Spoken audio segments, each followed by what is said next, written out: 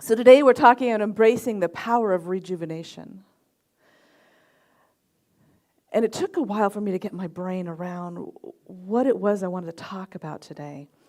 Because rest is something that we all do. Well, we're supposed to. Sometimes. Maybe.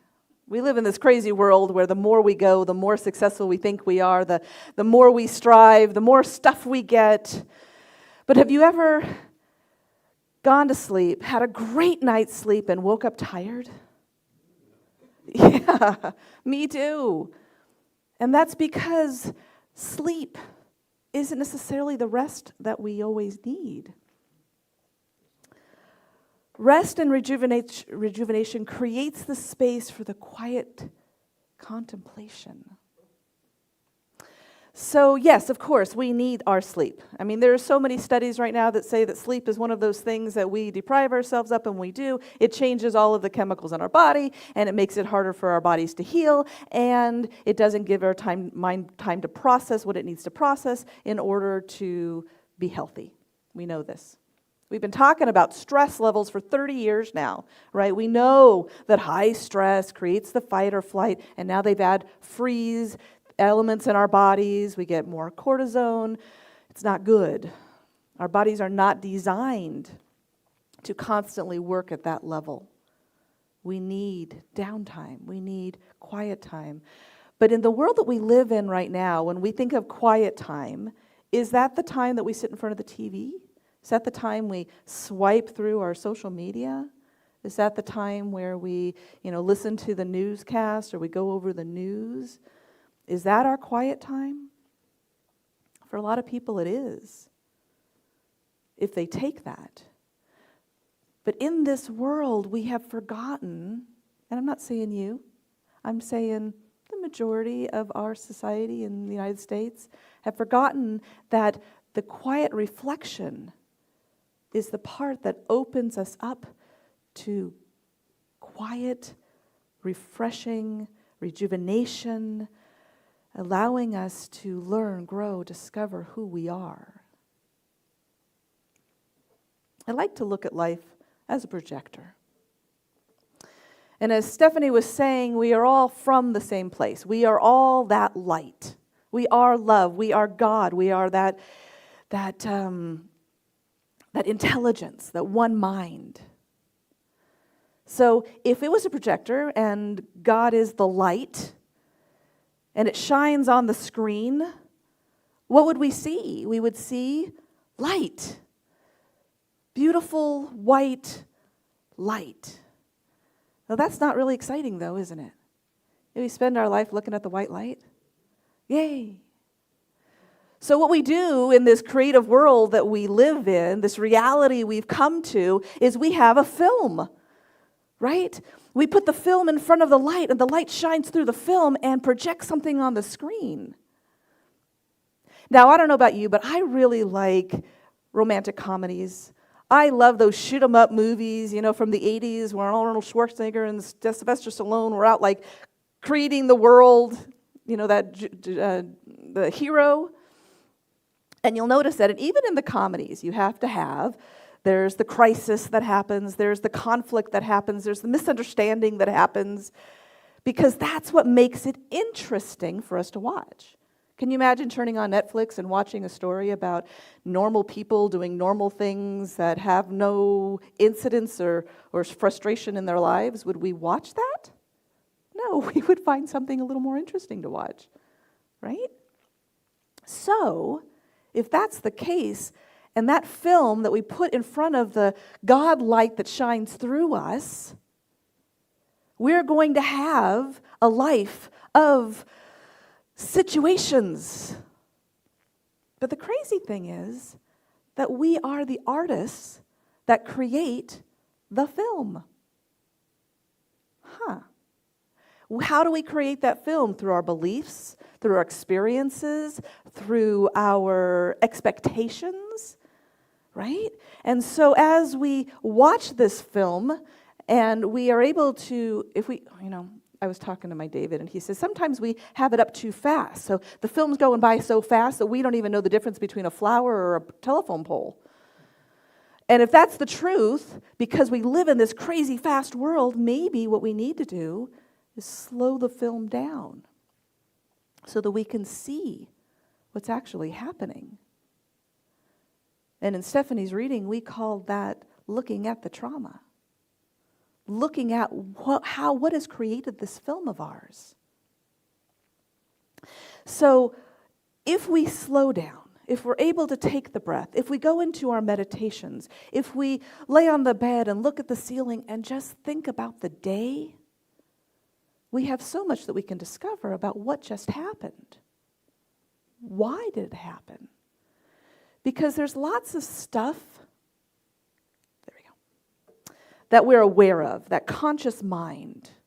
The conscious mind of, this is what I want, this is what I have, and this is what I want to get. But with an iceberg, we've got this little tip at the top, and we've got this entire iceberg underneath the water, and we'll call that the subconscious, the unconscious. And the unconscious is typically kept there, and we have no idea what it's doing. So if we take the moment to think about it, there's a rule. I'm reading a book. It's called Existential Kink. Not very kosher, but it's really insightful.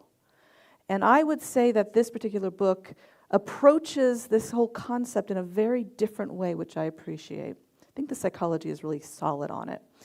So we have this whole iceberg under the water, this unconscious space, and we keep things unconscious because we don't want to deal with it, right? We are shameful of it. Maybe it's because we find pleasure in some things that maybe we're not supposed to find pleasure in. Maybe it's because the hurt is too much that we don't want to deal. But only by becoming aware of that subconscious, what's underneath the water, are we able to bring it to the conscious, and it gives us the opportunity to take those conscious wants and those unconscious wants and combine them. Because we know that life happens through these filters, through this film that we've created. And typically we're not aware of what that film is. So by going under the surface, by taking that time, we're able to do that. And we can only do that through the quiet moments. Okay, let me give you an example. So, every day I use this stuff, and I'm conscious of what's going on. Well, when I realize something's happening, then I become conscious of what's going on, right? Because I don't know what's happening until after it's happened. So my David decides we need to take my car into the shop. Cool. Lisa, my sister, is leaving town. I'm like, oh my God, this is a great opportunity. I'll borrow Lisa's car. We can take the car into the shop, and then I can do my job, because I drive a lot for my job, in my sister's car. Great. She's all for it. So I open the garage in the morning. David's waiting for me so that we can take our cars, and there's no car in the garage. What? I freak. So I'm calling Lisa, and I'm going, oh my God, Lisa, something's wrong with your car. Your car's not in the garage. And she said, oh yeah, that's right, Jessica borrowed it. What? We already made an agreement. And I was furious. And so I am berating Lisa. How could you do this? How could you think about it? Why didn't you? Blah, blah, blah, blah. And she goes, well, call Jessica. She was so calm. I was so impressed with how she did not let my frustration and anger allow her to upset her. She didn't give me that power. Very cool. So after I call Jessica, and I'm like, my daughter, and I'm like, this happened. And she's like, you're yelling at me. And I'm like, I'm not yelling at you. I'm just angry. So then I had to stop, right? I had to stop and take a moment and go, I kind of am yelling right now. Why? What happened that's creating this emotional reaction in me? Now, how many of you, when you're in the middle of the roar, can step back and go, what's going on here? It's challenging. But it takes practice, but you can do it, because I know I do it, so I know that you can do it. So what I realized is I felt out of control, and I needed to stop and think through where I wanted to go or how to solve the issue, which is actually a little exciting. Another example. I got a phone call last week, and it was my boss, and she's really upset. And so we're talking, and she's just talking about the financial struggles of the company, and I'm walking her through it because I went right into minister mode of let's look at your faith and let's talk about the trust and what we can do and getting into a place of calm. And by the time the conversation was over, she felt much better. We hang up, and I went, wait, did I just get fired? And so, because I'm working on this right now, instead of going into panic and freak out mode, I went into what's happening in my body right now. So I noticed that my stomach got fluttery and like that butterfly feeling. I noticed that I was feeling flushed. My heart was pounding. And what does that sound like? Doesn't that sound like excitement? And I thought, well, wait a minute. If I just got laid off, why am I not in fear? Wait, the emotional, the physical reaction to fear is the same as excitement. The only difference is my psychological story, my narrative around the feeling. Curious. So in that state, I was able to go through the feeling and not go into total freak out and panic mode, but to look at this as why am I feeling excited about this? Where is the bonus, the plus, the new experience that is happening? I now have to figure out what I'm going to do. I love problem solving, of how to get through what just happened. Okay, so what is the point of all of this? We need to be able to take the time. Okay, there's a couple points. One, we need to take the time to be quiet, to see, to feel, to hear what's going on inside of us. Because that's our connection to the light. Our filter, our film, is there to give us the experience. But the reality is God is our source, right? Second thing is the first one was to be calm. The second one is to realize that who is our source. And the third one is to pay attention to what's happening around us, in us. Because there is no objective world. There is only subjective. We only see through our filters. So I know you've heard the examples where there's a car accident, we have 3 witnesses, and the one says, yeah, it was this lady and she had big red hair. And the other guy says, no, it was a little skinny guy with blonde hair.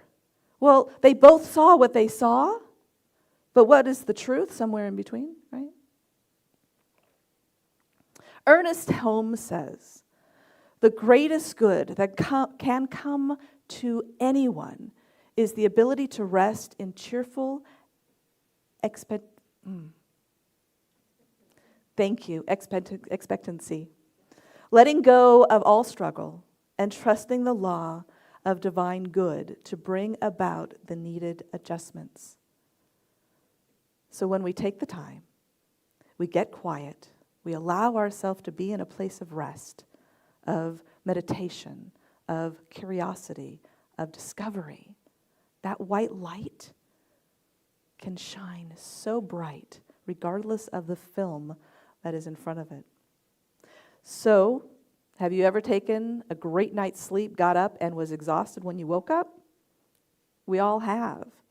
And that's because the rest isn't just in the sleep.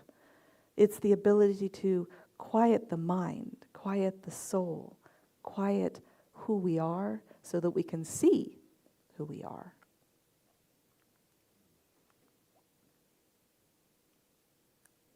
We're going to pray now.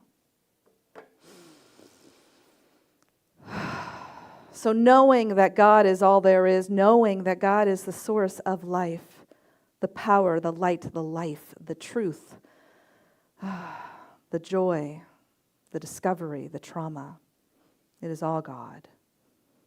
And in knowing this, I know that I am of and from and in and as this universal energy that I call God, as is everyone that hears my voice at this moment.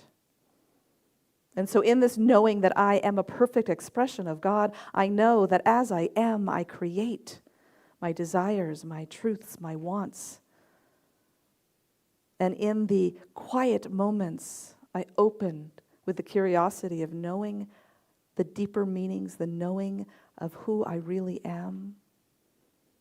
And for this, I am grateful. I know that as we learn and grow and discover, we became more of the amazing individuals that we are. And for this, I am so grateful. So in the gratitude, I release my word into the law, knowing it is done. And together we affirm by saying, and so it is.